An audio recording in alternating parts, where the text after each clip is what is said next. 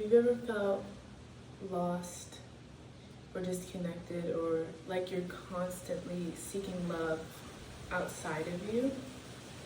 Then this video is for you. Hi my loves, welcome back to my channel. Today we're going to be talking about our inner children, how to come back home to yourself. Whether you're a guy, whether you're a girl, our inner girls and our inner little boys, okay? So, your inner child is the part of you that still remembers how to fully feel and how to play and how to cry and how to hope. And it's your original essence before the world taught you to be less, or before you were raised to be less. Some signs of your inner child being wounded, or signs that you need to come back home to yourself, are feelings of unworthiness, feeling unworthy, having abandonment issues, people pleasing, or a deep fear of rejection. These are like some of the main ones. There's a bunch. When you ignore your inner child, you abandon yourself. You're abandoning yourself. You're shrinking yourself.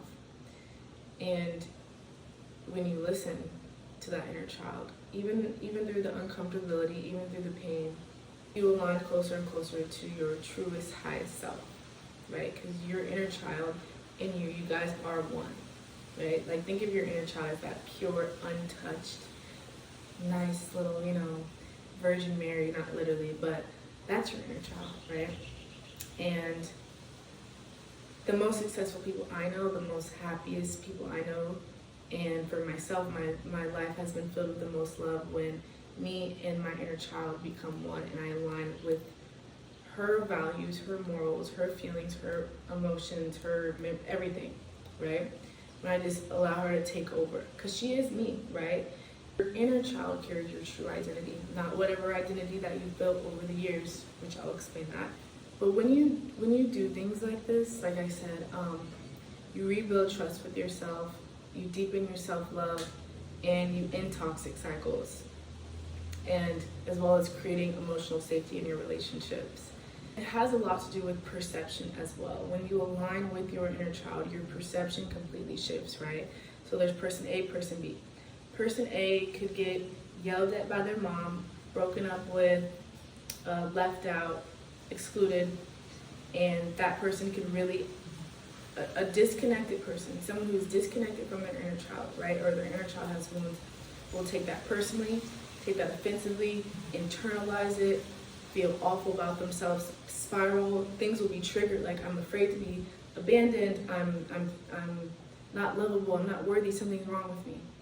Person B, the one that did the work, that's done the work on healing their inner child and their wounds, might see it as, wow, like they're really going through something, or, that really hurts my feelings, I feel sad, I feel left out, but I'm not gonna take it personally. I'm just gonna, it is what it is, right?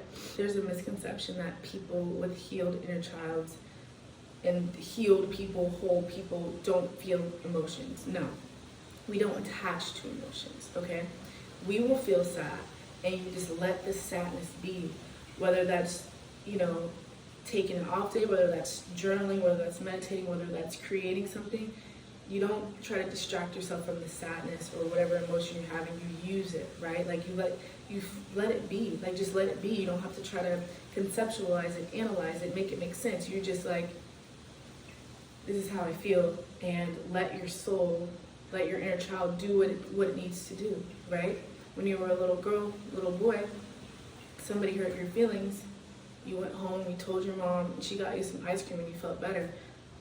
Why now do we have to spiral, understand why this person hurt us, and intellectualize it, blame, make it make sense, stop eating, like, just, why can't you just sit with the emotion, go get yourself ice cream and let it be?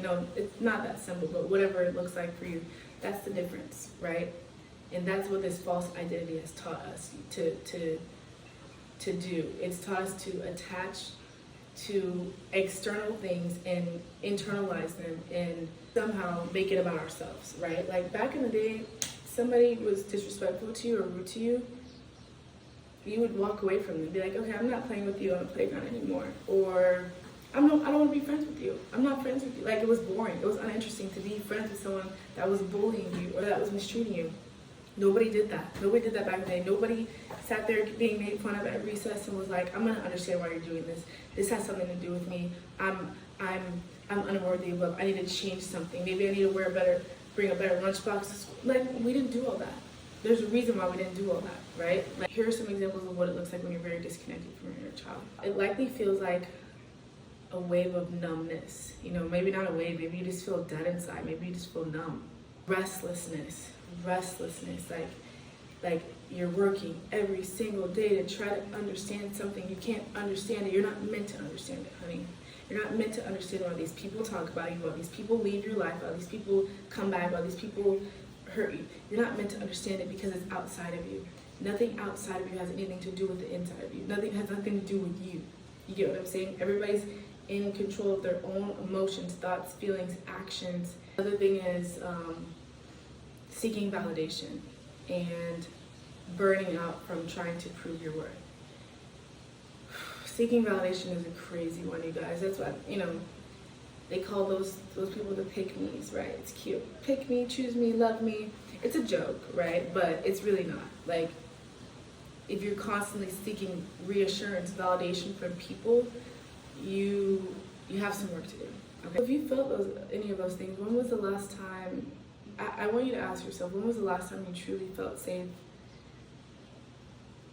just being you? Like, those things that you do in private. When's the last time you did something like that out for people to see and you felt safe within yourself? Can you do that? And I'm not talking about, you know, there's things that they're sacred, that you keep them private, they're for yourself, right? But if someone were to walk in on you doing those things, whatever it is, whether it's creating art, you're writing, journaling, whether you're singing, dancing, whatever, whether you're crying, what's your response to that? What's your reaction to that? Are you frantic? Are you trying to hide everything? Is there a part of yourself that you're shrinking, that you're hiding? When's the last time that you just felt safe doing something that was true to you, no matter who's looking, no matter who's watching, no matter who's judging, no matter what people's perceptions are? When's the last time? I used to struggle with that, you know. I used to want to keep things private, and I'll always have things that I keep private, but I used to think, like, why do I feel this way when I'm doing certain things? Like, why can I not journal out in public, right? Like, or why can I not journal, like, out with my family? Like, because I was afraid of being seen.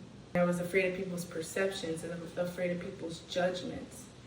But somebody's perception does not dominate your reality. You get what I'm saying? Like, when you're able to accept somebody's perception and still do what you're gonna do, that's when you're standing up for your inner child. A lot of us were born into an unhealthy dynamic with our parents and with our caregivers, whether we were neglected, whether we were abandoned, whether we were too helicoptered, or whether we didn't have a mom or dad in our life. Around 50% of humans, of society, unfortunately, we were raised pretty unstably, so we have very unstable attachments to people, places, things, to life in general. And a lot of people, where they go wrong is they try to start from the end and work their way back, right? Like, they try to say the affirmations, journal, meditate, you know, and they don't really know what they're working towards, right? So if you're struggling with your life in any aspect, I mean, you can go and write in your journal, like, I'm struggling with this today, I'm doing this today, this made me feel this way. Those things are really good. You know, it's just about the intention behind it. And if you really want to heal your inner child and come back home to yourself, you have to start from the beginning. You have to reparent yourself, you know? And that literally means, like, you kind of gotta die and then have a rebirth. You know, you gotta be reborn. And you have to be that parent for yourself and give yourself that stable and consistent love, energy, protection, presence, all of that you didn't receive beforehand. Whatever type of attachments you have, it doesn't matter. It doesn't matter what type of attachments you have. It doesn't matter why you grew up in an unstable family. I'm not here to talk about that, but this does apply to all situations, all childhood stories. It applies to everything, okay? So this is my thing, right? Like, your parents will, first off, bring you into this world not having dealt with what they needed to deal with, right? In their own personal lives, your mom or your dad, whatever.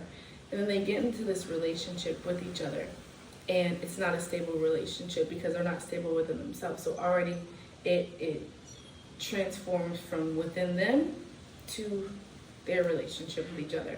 And it's not even your parents' fault. It's not your parents' fault that they have unhealed wounds and just a lot of instability within them. That's their parents' fault, and then that's their parents' fault. So really there's no one to blame, right? But you can only be a victim once. And once you know that you don't have a stable attachment, you don't have a good relationship with your inner child, there's healing, there's work that needs to be done, there's shadow work that needs to be done, you're not the victim anymore. Because that's when you have the choice to change, you have the choice to work on things, you have the choice to change the reality of your life and your situation, right? I think it's very selfish to come into knowledge with the fact that you are unhealed and there are things that you need to work on, and then still decide to bring life into this world. I still have a child, right? But we can't do anything about that. It is what it is, right? So these parents, the mom and the dad, they'll get together. Very dysfunctional because, again, everything in your inner is going to reflect in your outer, right? So they were already dysfunctional with themselves. They didn't do the work. They got in a relationship. Their relationship is dysfunctional. And then they think, you know what? Why don't we bring life into the world? Why don't we bring life into the world and just pass down this dysfunction to our child? It's selfish and it's not right. But again, it happens, right? Some people, they're not aware until it's too late, right? Until you have the child and the child grows up with all these problems. You're like, why are you such a problematic child? Honey, because you were a problematic woman. Like, your child didn't just come into this world with all these issues. You know what I mean? And so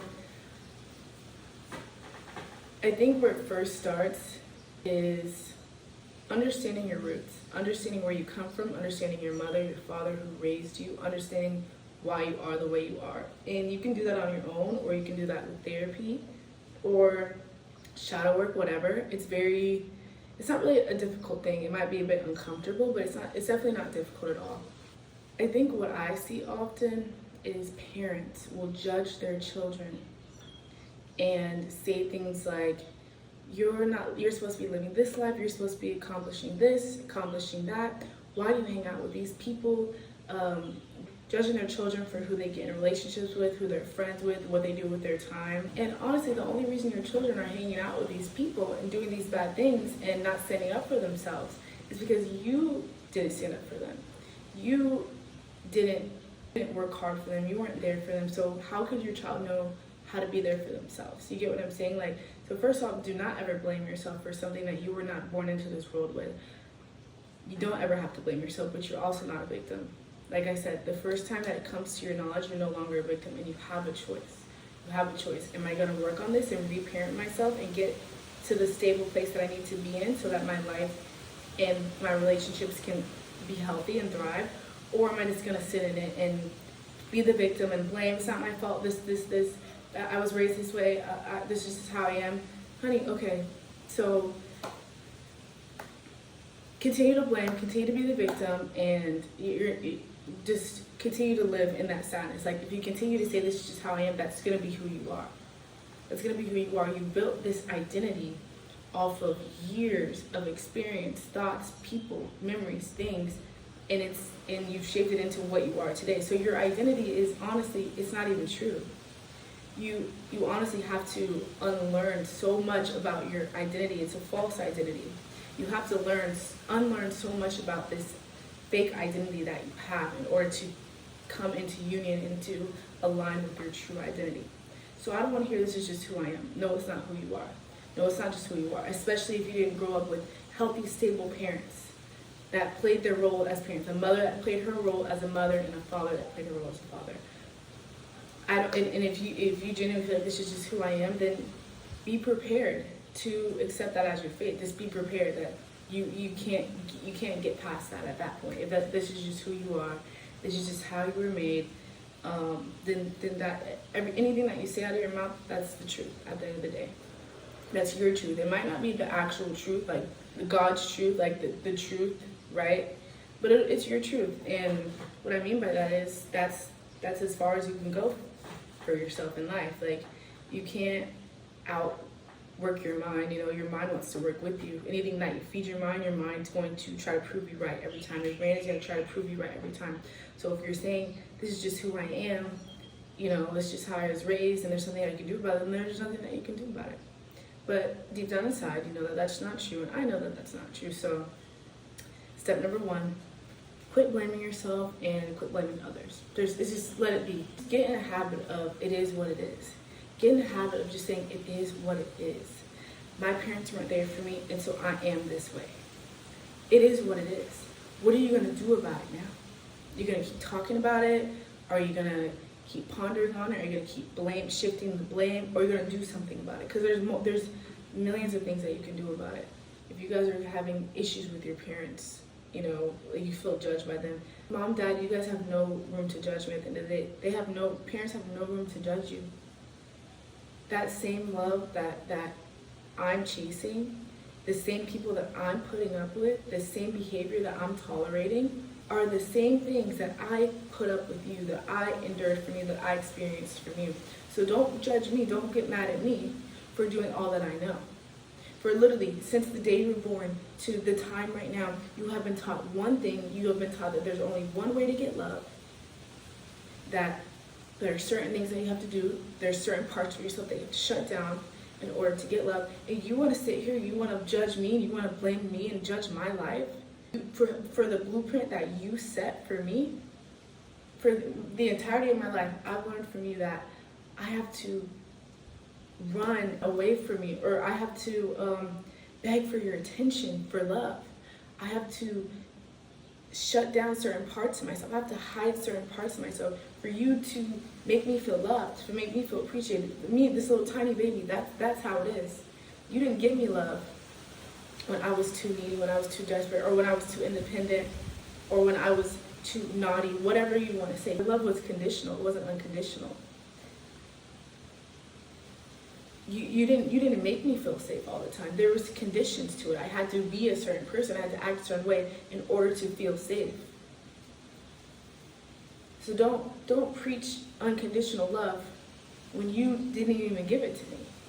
My number one sense of support and safety and belongingness and love was supposed to come from you, but it didn't.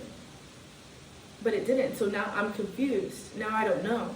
Now my whole body, my nervous system, like an animal, has literally been trained to do certain things in order to feel safe. Because of you, not because of me.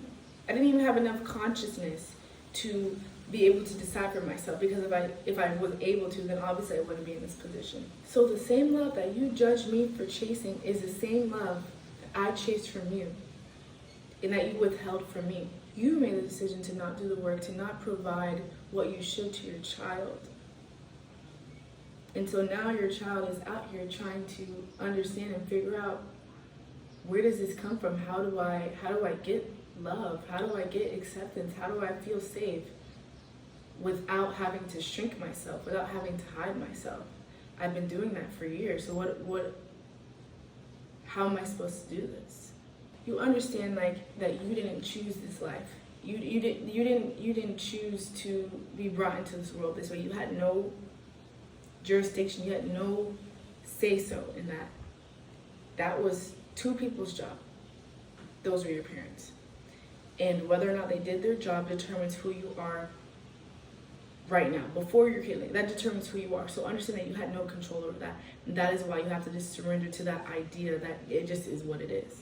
And I'm not condemning disrespectful behavior, hurtful behavior. I'm not saying that any of that's okay, but you also have to understand that these people, me, you, all of us, right? Hurt people. We're out of touch with our true identities. And it's not our fault. It's not your fault.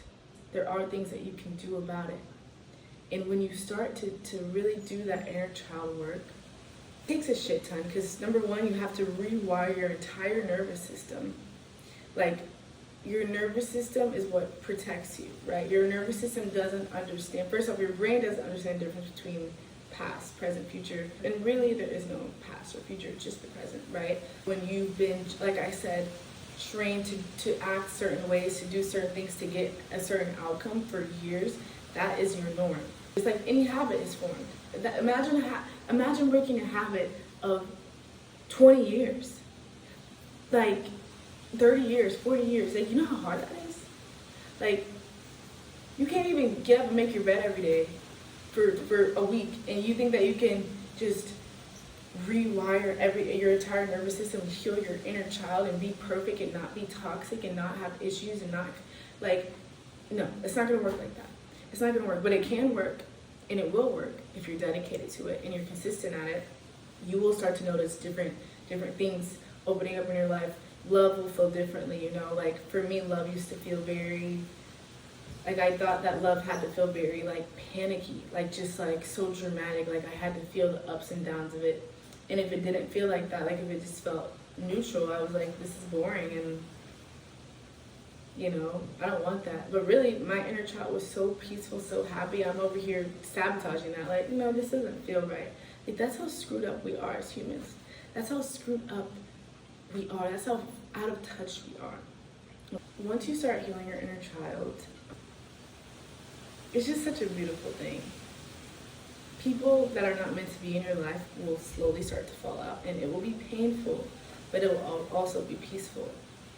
But I want to talk about just how to reconnect with your inner child, and I actually made a little practice that I want to share.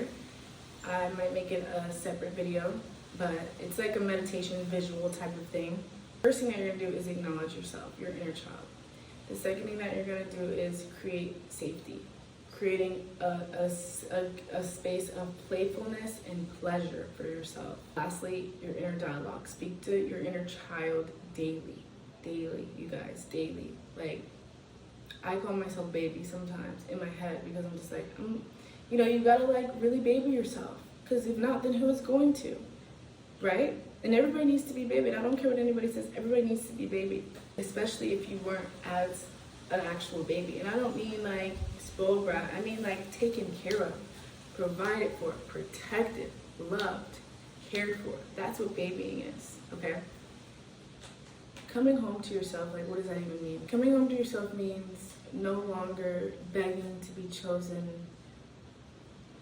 You don't need to beg to be chosen, because you're putting yourself in the position where you're already choosing yourself. And when you choose yourself, you don't need anybody. You don't need anything. You don't seek anything externally, because you have the source, you have the power within you to acquire all those things within you first. It's not wrong to, you know, get external validation and, you know, love and safety, but you will never truly feel safe. That safety, that love will never truly be permanent until your main source is from within yourself. So here's my story and what I've had to deal with in my mindset on it, I guess, and what's just kind of how I think about it and how that helps me. Mom and Dad, I love you guys. I love you guys. You guys did amazing jobs as parents. I'm extremely blessed. I'm extremely grateful to call you guys my parents. But I'm just as equally grateful and blessed to have myself. Because without me, you know, without my drive, without my resilience, without my willingness to keep getting up, keep going, keep learning, keep choosing myself, I wouldn't be here. So thank you, Mom and Dad. Thank you to everybody, anybody that reflected a part of me that I needed to see, that I needed to be mirrored back to me, to show me where I needed to heal, where I needed to grow, where I needed to pour more into. Thank you guys. Thank you, everybody. And there's more years of life, so there's going to be more and more and more work that's going to come, and that's fine. But now that I've rebuilt trust with myself, I know that there's nothing that I can't accomplish. There's nothing that I can't do. And that feels amazing. It feels amazing that I have my own back, that no matter what, no matter who comes into my life, who leaves it, no matter what situations, circumstances, I have me at the end of the day. And if I have me, I have everything. So take that into consideration. Nothing belongs to you, okay? You were born and you were brought onto this earth with nothing, and you will leave with nothing but yourself. So act accordingly. Act accordingly. Treat yourself with the love and the respect and the care that you deserve, because nobody else is going to do it, especially if you're not doing it for yourself. At the end of the day, when you leave, it's just going to be you. So don't you want to have a pretty solid relationship with yourself if it's just going to be you, yourself, just you and yourself for eternity, right? So why wouldn't you want to strengthen your relationship with yourself? Why wouldn't you want to know every single inch of yourself, of your mind, of your heart, of your soul, of your body? Why not? Why wouldn't you want to do what's best for yourself? Why wouldn't you want to have your own back? Why wouldn't you want to trust yourself? Why wouldn't you want to love yourself? Why wouldn't you want to be your number one priority if it's just you, all you have is you at the end of the day? Anybody can leave your life at any time. Anybody. Nobody is not promised. No relationship with anybody outside of yourself is promised. The only relationship that is promised is the one with yourself. So cherish it and pour into it. Because you're the only one that's truly 10 toes down for you. Truly, at the end of the day. And not even in a negative way, like nobody has loyalty, but honey, when somebody passes away, then what? You can't do anything about that. You can't control that. It's not like that person wanted that to happen, but guess what? You got you at the end of the day. You're the only person that can't leave you. Your soul is forever. Remember that. Anyways, thank you so much for watching this video, and I hope that you guys enjoy. Like, comment, subscribe, follow my Instagram, TikTok, whatever you want to follow. And thank you for watching. I love you guys all. Comment, DM me, do whatever you want to do. Share the video, and have an amazing, wonderful day.